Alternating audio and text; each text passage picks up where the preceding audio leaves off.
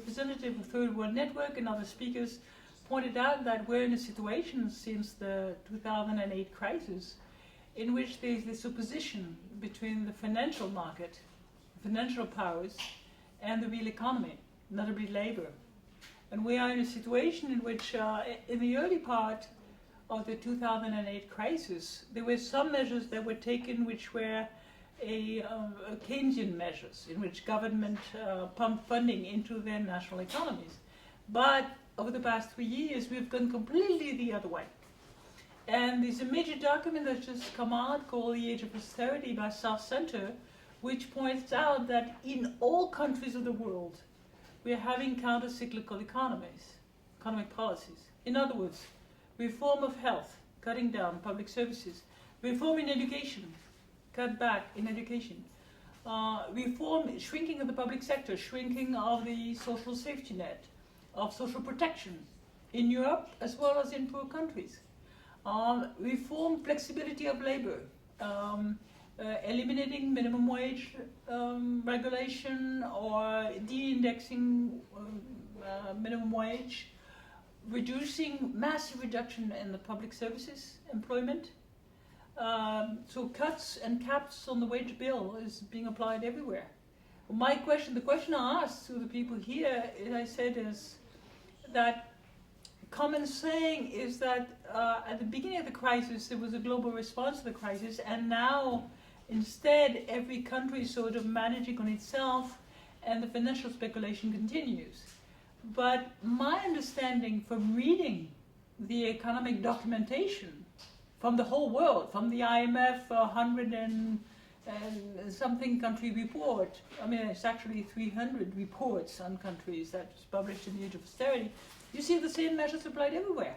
So in fact it seems very coordinated that, and one of the speakers in response to my question said that effectively the kind of structural adjustment that was implemented in Africa and Latin America before is now being applied to Europe.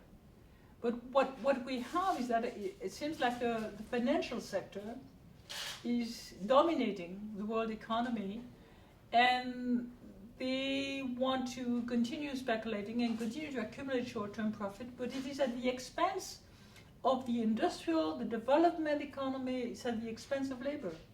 So how long are we going to tolerate this? It seems to me that we need an alliance of development of state, of trade unions, NGOs, as well as the private sector, the local national companies. In France, I'm French-American, I'm French and North American. In France, 80% of the employment is from the small and medium-sized companies. Those interests as companies is not the same as the multinational interest. Their interest is to have a labor force, to have people who can buy their product. Their interest is in real economic growth. It is not in the accumulation of more profits for Veolia or Rio Tinto Zinc or 2 or 3 multinational, or Bill Gates for that matter.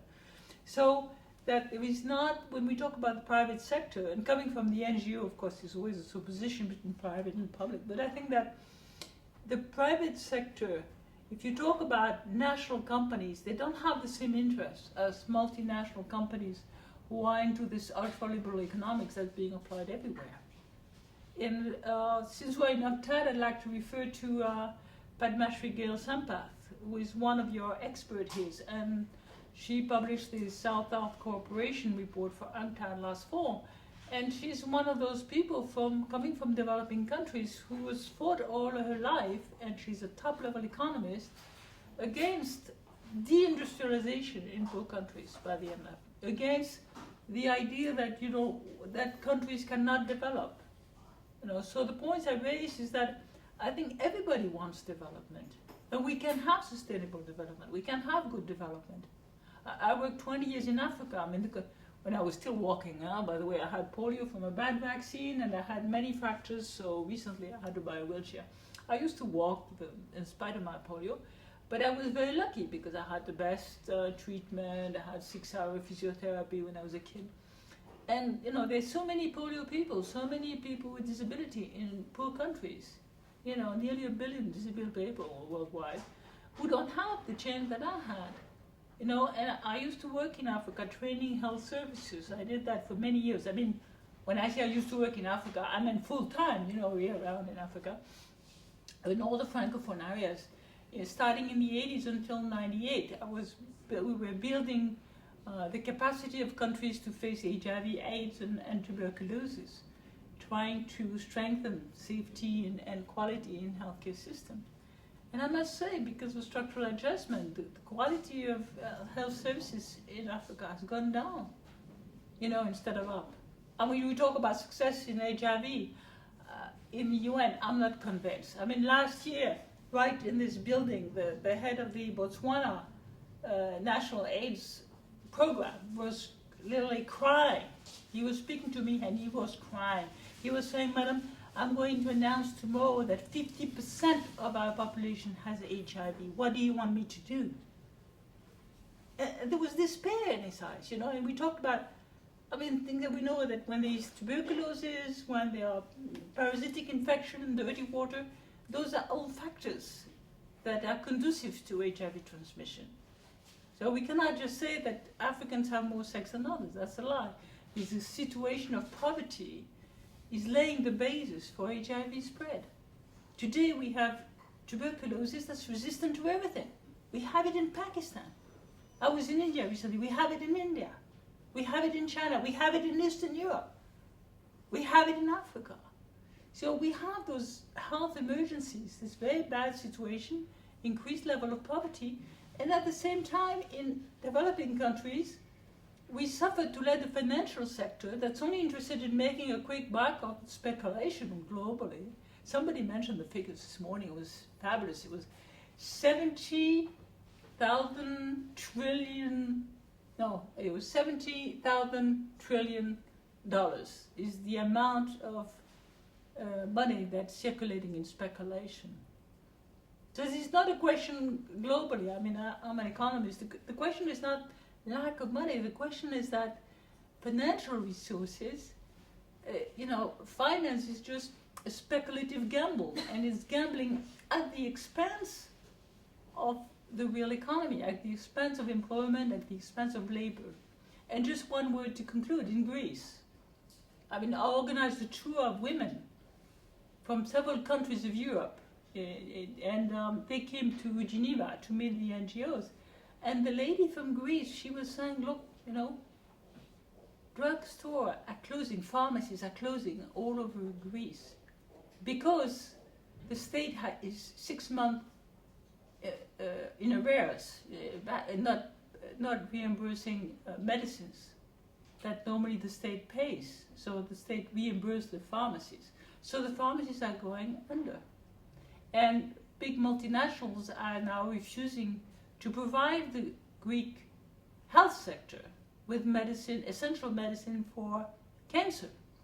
Now we have a situation in which women give birth in the street in Greece. Because a cesarean C-section costs 800 euros, and the average income is 400. So women give birth in the street because they cannot afford to go to a maternity ward. This is Greece, with 27% unemployment. And you know what? All those years, Greece going to the 7th austerity adjustment plan, 5 years of crisis, has Greece reimbursed its debt? Is the Greek situation, the Greek debt to GDP ratio better than it was when it started? No! It hasn't changed. There's the same ratio of debt to GDP there were 5 years ago when it started. So what's happening?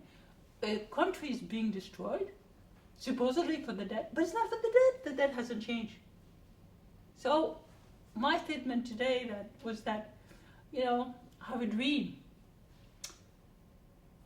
It's very moving because I was here in that same room at UNCTAD, 2008. We had a conference right after the crisis. And Jomo was at the time, he's now at the FAO. He was number 2 in ECOSOC, first economist in ECOSOC. And he had put together this conference, and there was hope that we could, developing countries with civil society move to reform the IMF and to move towards a more growth, more population supportive kind of global economic system. That was 2008. And to make a long story short, we've got crushed. I mean, the fact is that the situation now is worse in terms of public investment than it was before the crisis. The reasons for the crisis are still there. The incredible speculative bubble is there, it's worldwide. But in terms of the condition of people, we're going down. So the question is, we need, in my view, to have an alliance of the small farmer, the labor union, the producers, the people who are interested in producing, and the developmental state to say, stop.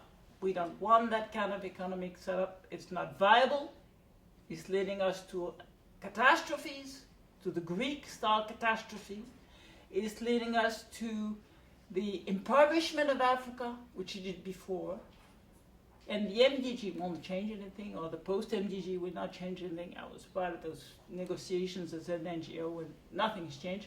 Because, as was said this morning, we're not looking at the instrument. If we really wanted to alleviate poverty, we would regulate the financial sector and bring that under control instead of them controlling and destroying human lives. Well, that's my message. So do you feel like, that they're purposely not controlling finance to keep certain countries in poverty? Is there a benefit to that? Well, I think that the financial sector and private banks are making a killing, making a profit. You know, people have trouble understanding the way it works.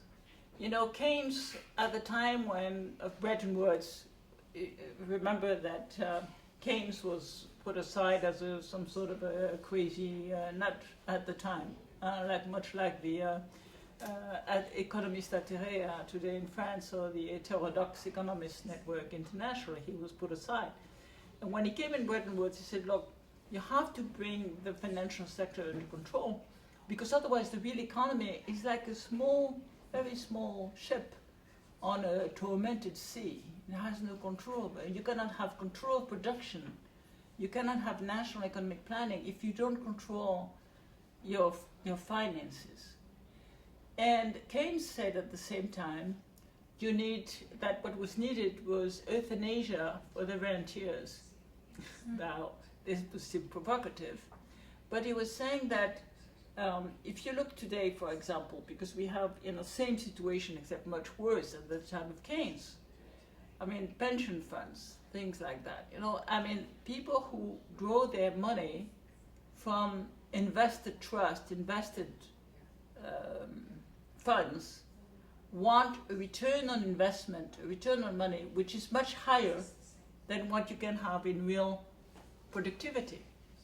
You know, and it's something that amuses me, is related in the background of your question, is the way that people don't understand it.